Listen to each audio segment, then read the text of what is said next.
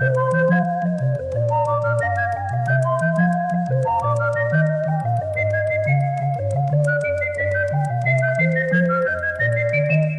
a slip. And here is your chairman, Roy Plomley.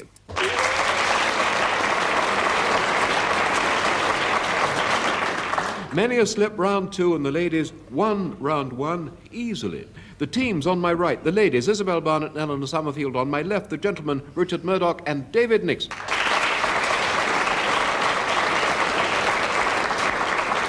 I have some pieces which I read out, and these pieces have mistakes in them. The first player to spot a mistake presses a button. If it's a member of the ladies' team, you'll hear this. If it's a gentleman, you'll hear this. Scoring when we come to it, and the chairman's decision is final no matter how wrong he is. First piece. Humphrey Pumphrey, the many-a-slip detective, was enjoying sitting in the court at the trial of a criminal and hearing the sentence... Richard Murdoch. There's no... If it's his trial, it's not decided yet whether he's a criminal. Hearing the sentence is wrong. He could have been a confirmed criminal. But he's no... We're only talking about this case. He's not a criminal until he's guilty. Yes, but you're rather jumping. It's a bit sub judice. I think I caught Messiter there. No. I'm going to give you 1 mark. It's his first offence, you see. Messiters or the criminals? And the scoring, it's 1 mark for spotting a mistake, another for correcting it, and the marks are credited to your team. But if you press a button for a mistake and there isn't one, then the marks go to the opposing team. And our scorer is the mathematical Messiter. He was sitting in the court at the trial of a criminal and hearing the sentence of guilty. Although he had been instrumental, David Nixon. The verdict of guilty? The verdict of guilty, much better, 2 marks. Although he had been instrumental in the arrest, it had only come about because the police had thrown an accordion round the house. David Nixon. I hope they were members of the musicians' union. They were putting the squeeze on, were they? Oh, dear. Would a cordon... A cordon will do for 2 marks. Even with that precaution for the man's escape, the criminal had... Isobel Barnett. Don't you take precautions against rather Yes, than you for? do. Against the man's mistake. Escape, 2 marks. The criminal had descended down a main drain. Ellanena, Summerfield. He couldn't descend anywhere but down. So that's tautology. That's tautology. That's 2 marks. But Pumphrey, who had put himself entirely at the dispersal of the police... David Nixon. At dispersal. Dispersal, 2 marks. Got into the same drain by going down another manhole cover. Isobel Barnett. But they hadn't gone down a manhole cover. I mean, they were You still can't descending. go down a cover anyway. Anyway, can you? no. Thank you. No. Yes. It's a little confused, ladies, Yes. but I get the meaning. You know. We leave out the word cover. Is Cover. that your wish? Yes, for thank 2 you. marks, right. The criminal found himself in an impasse with no way out. Pumphrey was afraid of...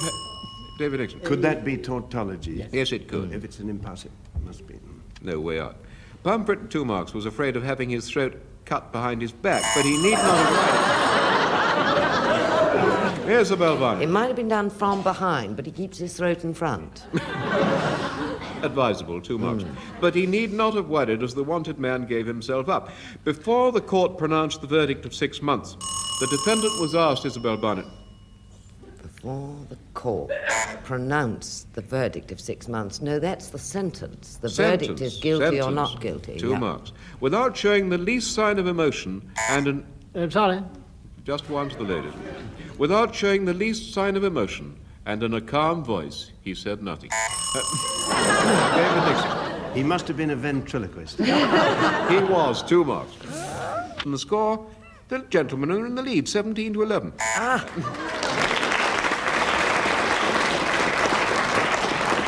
Oscar Wilde wrote The Importance of Being Earnest in 1905, and those who have seen it agree, Ellanena Summerfield. I think it was before the turn of the century. Give me an estimate.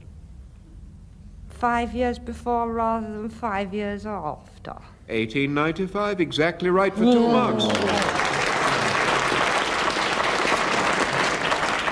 And those who've seen it agree it's a wonderful piece of slapstick and a satire... Isobel Barnett. No, it's comedy. It's not comedy, 2 marks. not And a about- satire on the clergy and the civil service of the day. It's nothing to do with clergy or civil servants. It's about the sort of upper crust. The upper crust for 2 marks. Although Wilde has been nearly dead for 3/4 of a century. Ellanena Summerfield. He's not nearly dead, he is very dead. 2 marks. None of the humour seems to have lost its edge. It's concerned with the aspirations of Jack Worthing for the hand and presumably the rest of the beautiful Gladys Fairfax. Ellanena Summerfield. No, Cecily.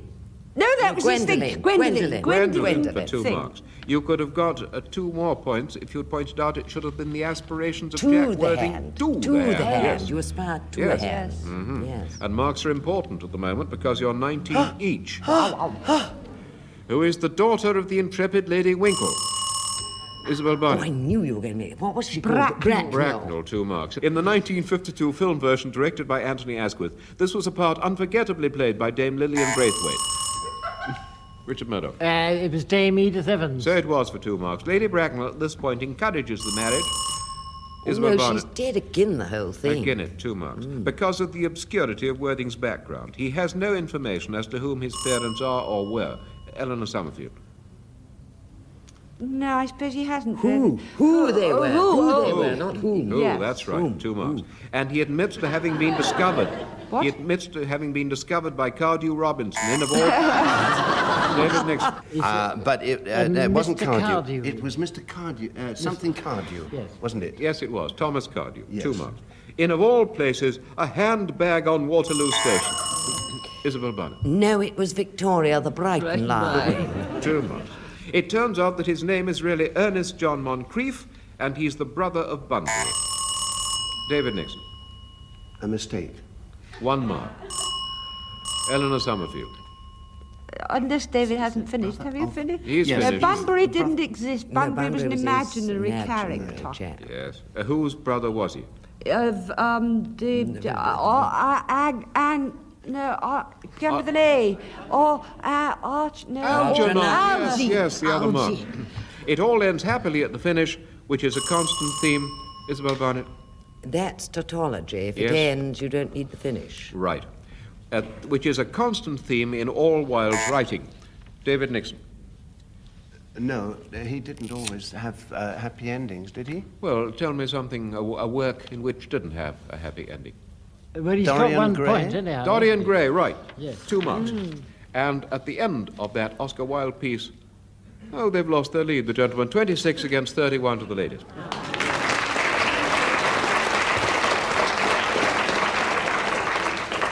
Memory test. Now I read out a piece of verse, and later in the programme I'll read it again but differently, and the teams will tell me the difference. There's a rumour about that Anona was seen in a red silk kimono. I don't think for a minute there's anything in it. Well, nothing apart from Anona. And now over to our musical mistakes man at the piano, Steve Race.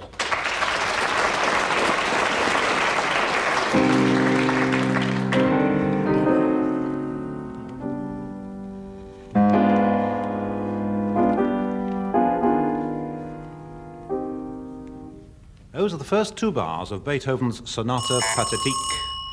Isobel. No. Yes. Oh, I thought it was the Appassionata. No, that would be quite different. This is the Pathétique. He dedicated it to Prince Karl von Lichnowsky. And the story goes that the prince, David Nixon? The Lichnowsky sounds as though you made it up. Well, no, actually I said Lichnowsky. Lichnowsky. And I didn't make it up. Prince Karl von Lichnowsky made it up. Or rather, his father did. He His father, inherited yes. So that's 2 back to the ladies. Actually, the story goes that the prince, on hearing it for the first time, said as the sonata ended, "That's pathetic." And it was called the...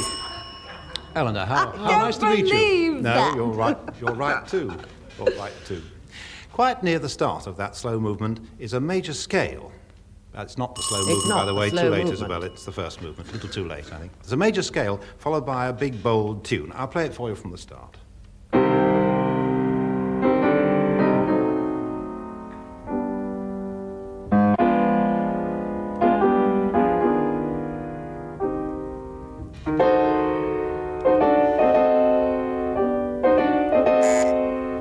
David? That last phrase, Steve, was wrong. Well, Beethoven and I think it's Loved right, it. actually. Loved it. Yes. Well, I could improve. If you've got 5 minutes, I could improve on it. So that's 2 to the ladies. Now I'll pick it up from there.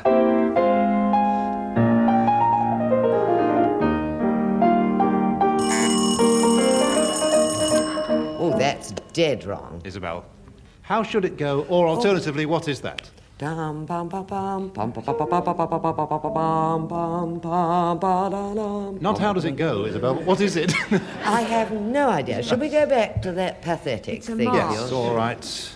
I have no idea either. Just know that was dead wrong. I think you'll get 2 marks anyway for knowing. Here's something rather interesting. Beethoven, spelt backwards, sounds something like Nevotib. Tchaikovsky, backwards, Oh, no. sounds like Iswakiact. Or David Nixon. You put a T on the end. Well, there's a T on the is front on of the Tchaikovsky. It's pronounced ch. Yeah, but the other way around, it's act. No, I'm right about this. No, sounds, you said, not looks. Ah, Roy, he's right, isn't he? He's right, yes. He's right, yes. And anybody who's right... and anybody who's right when the rest of us are all wrong gets 3 marks on this game. Quite... quite right. I was going to point out that Tchaikovsky can be spelt with a W or a V, according to whichever you prefer. Either spelling is acceptable, so you have 2 alternatives. Now here's Ellanena. Here, you have 2 choices. Or 1 alternative. One alternative. You're right for 2 Yes. marks, yes. Here's a theme by Brahms.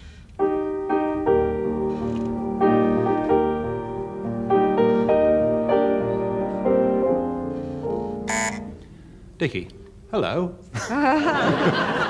Well, I thought it was time I joined You've sent in. him to sleep. You get a mark for that. Yeah, No, don't Yes. don't push You your played luck. it wrong. It's not the way No, I I play. didn't. You don't get the mark. Oh. I attributed it wrongly, actually. Brahms arranged that it wasn't written by him. Was that what you were going to say, Well, Ellen? that's what I was I'll thinking. pretend it wasn't really. We'll give you a mark each for that. No, Brahms... no, I wasn't really going to say that. All right, mark for Dickie then. Yeah. Brahms backwards is smarb. Bach backwards is chab. And the only... Isabel. Not chab. Hutch. A cab. That's right. Yes, 2 marks. Hubba. All right. The only palindromic composer I can think of is Nin. N-I-N. 1879 to 1849. As for Isabel, Did he die before he was born? he was a pretty backward child. You're right. I should have said 1949. Who else is Paleolithic? Well, there's Ellanena. We haven't talked about anybody Paleolithic. Palindromic. Palindromic, yes. There's Dad, Mum, Sis, and Eve. Dickie Murdoch. Sis is Miss Courtnidge I'm thinking of. She's CIS. No, I'm thinking of Sister SIS, so you don't get any marks there. Eve actually figures in a number of songs, and the garden where she lived, to the Garden of Eden. A Garden of Eden just meant for 2. Isabel, Wasn't that wrong? Yeah. what was wrong? A garden of Eden, just made for 2. She's right. changed the key. The words were wrong, though. It was made for 2. I'll pick it up from there.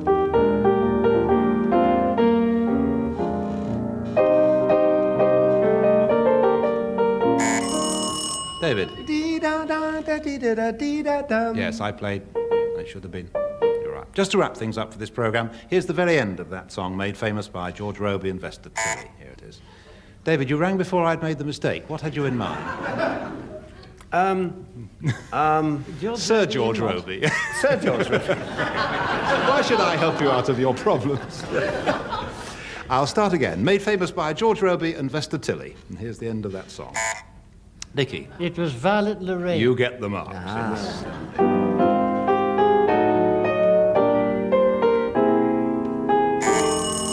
David. And You You get were the own altogether. Oh, 2 marks.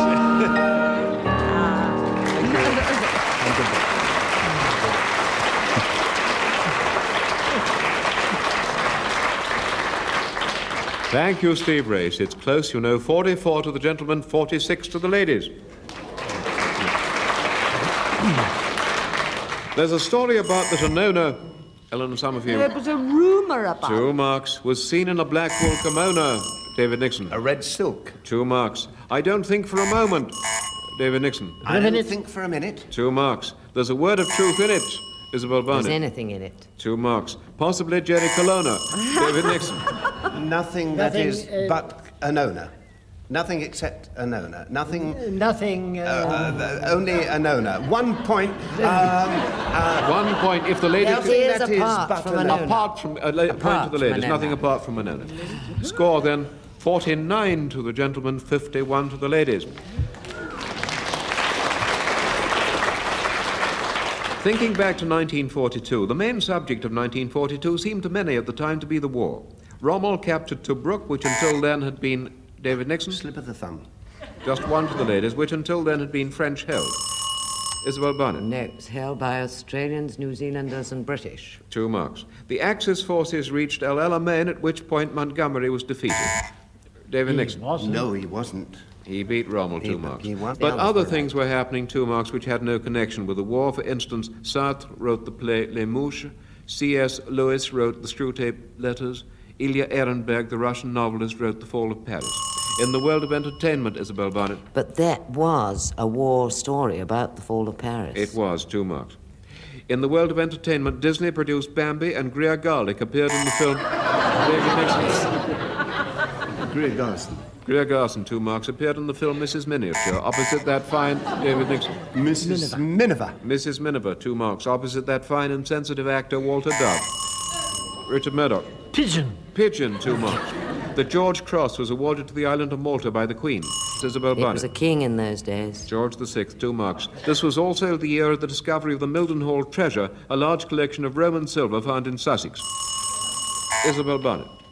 Well, if it was named after where it was found, it must be Suffolk. Suffolk, 2 marks. Score now 60 to the gentlemen, 68 to the ladies.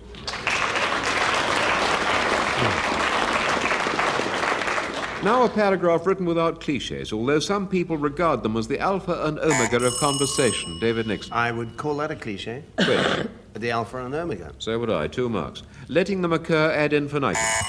David Nixon. Sounds like another one. It does indeed, ad infinitum, 2 marks. It would be almost impossible in the cold light of reason. Richard Murdoch. In the cold light of reason. 2 marks. To remove all hackneyed phrases. David Nixon. Hackneyed phrases? Oh, no. No. 2 to the ladies. As many of them are part of our heritage. Ellanena Summerfield. Isn't part of our heritage rather overused? I don't think so. How else would you express it? Never mind. Forget Never it. mind. No, that's too good. He won't. Part of our heritage from the dim and distant past. It must be quite... Now, Isobel dim and Barnett. distant past is a good old That's a hack. cliche, 2 marks. It must be quite apparent to the discerning listener. David Nixon. The discerning thing. Listen. Certainly, 2 marks. That in point of fact, cliches have been used... Richard In Murdoch. point of fact. 2 marks. Cliches have been used from time immemorial. David Nixon. Time immemorial. Certainly, 2 marks. Good broadcasters spare no pains in their avoidance. Isobel Spare Barnett. no pains. 2 marks. But in many broadcasts, if one listens for more than just a minute... David Nixon. Just a minute. It's another radio show. Yes, I know. There's a commercial here that Message has Yeah. put in. It soon shows that there's many a slip. And I refuse... We're not hackneyed. No, neither of those 2 phrases is a cliche. Score now 80 to the gentlemen, 74 to the ladies.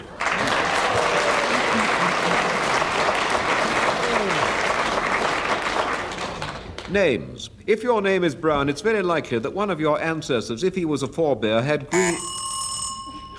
Yes, who was that? Well, it was me. He must have been a forebear. He must indeed. 2 marks. David Nixon, do you want to argue? I'm going for 3 points here. You said... You mean Goldilocks and the Three Bears? No. You said if he was a forebear, Yes. if he were a forebear, please. Yes, you're right, for 3 marks, of course.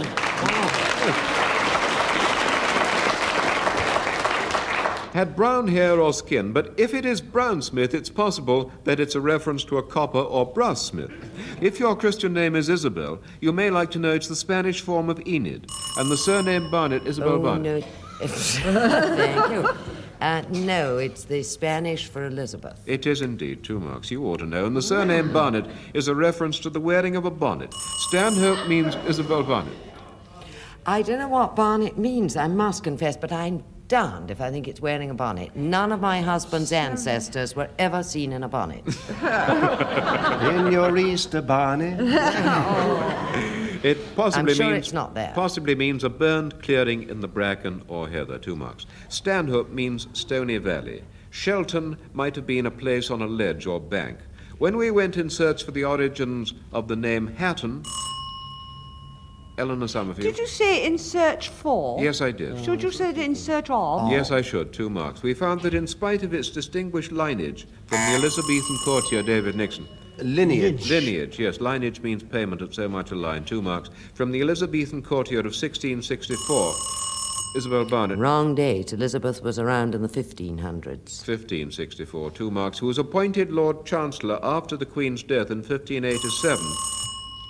Isobel Barnett. No, she died in 1603. Right. 2 marks. The name Hatton only means a place on the heath. 8. Yes, David Nixon, an I'm afterthought. sure there was a sting in the tail, a mistake at the end. There wasn't at all, so that's 2 to the ladies. And it's a pity you still gave them winning. that, because that brings them up to 89, whereas the gentlemen have 95. Wow.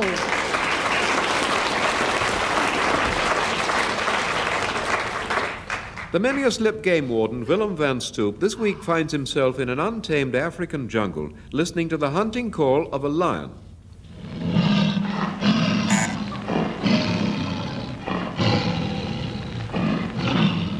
David Nixon.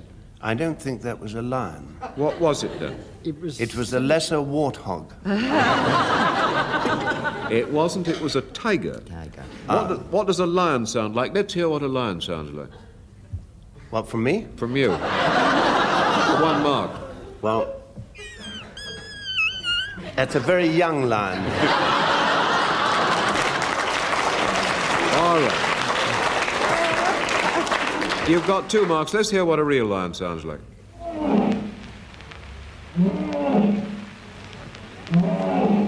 That's not a... Is that really That a was a lion? real lion. What we played first was a tiger. Being thoroughly They lived alarmed, in the house on the corner.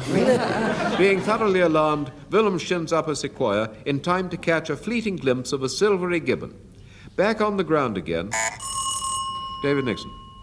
The silvery gibbon? Yes. There aren't any gibbons in Africa. Not silvery ones. Quite right. Yes, they're only wild in Java and Borneo. 2 marks. You could have got another 2. Isobel Barnett. I don't think you shin up a sequoia. Why not? It's got too many branches. Because sequoias, like big sequoia and red sequoia, only grow in North America. 2 marks. That's the answer I wanted. Back on the ground again. Yes, Willem. yes, you Richard said that Murdoch. before. It would be better if you just said back on the ground. You don't need a game. Quite right. Quite right. For 3 marks. Yes. Caught Rossiter out again. Back on the ground, he suddenly heard.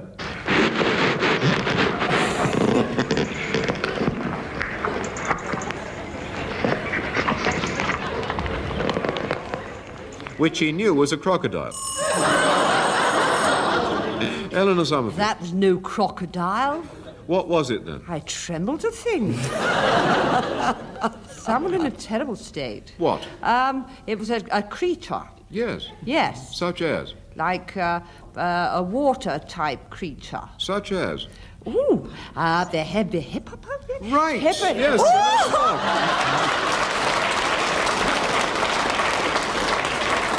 It was its stomach grumbling. Now let's have your imitation of a crocodile. Well, it doesn't make much noise, except when it's not very well. Let us have your impersonation of a sick crocodile. It goes sort of like that. I didn't mean as sick as that. You've got your 3 marks. Willem went the other way, only to be met with a loud...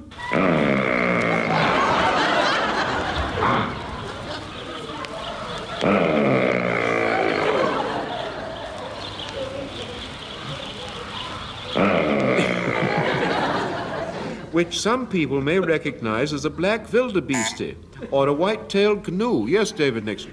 I've never heard a wildebeest sound like that. I'm sorry. Nothing like it. Yeah. That was my wife when I get home late. Well, it's also a black wildebeeste or a white-tailed canoe. Is it? Tell Mrs. Nixon.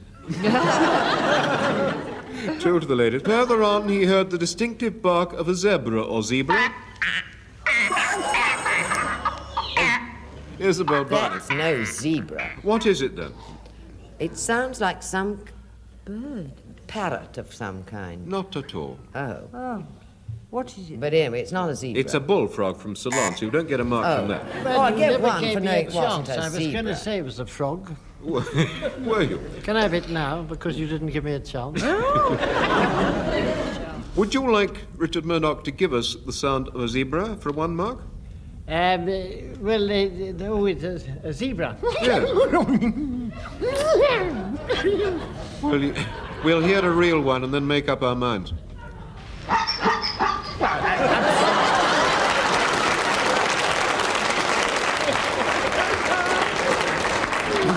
No mark for Murdoch. At this, he fled swiftly out of the jungle to the veldt, where he'd left his Land Rover and drove away.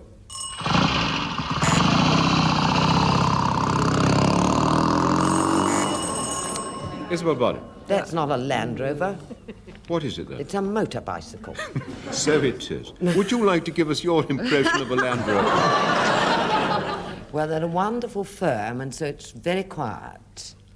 And mine doesn't start, so no noise at all, except... Well, mine goes beep, beep. Let's hear what they've got on the disc.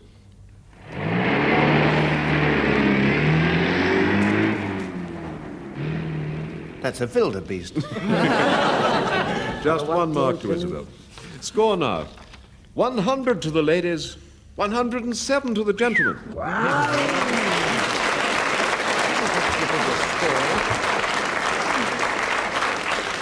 So both teams have won 1 round each. Until next week, then, on behalf of the 2 teams, Isobel Barnett, Ellanena Summerfield, and Richard Murdoch and David Nixon, and Steve Race, our musical mistakes man, I'll say goodbye.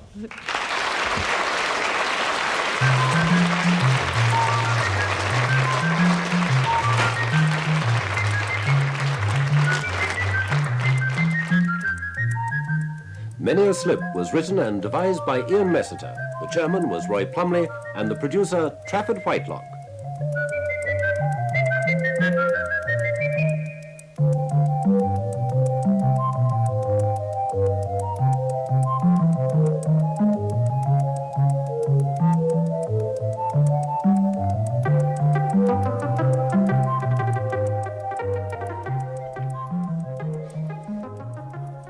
And for next week's quiz, you might like to brush up your knowledge of dog breeds, the year 1955, and the fictional detective Humphrey Pumphrey.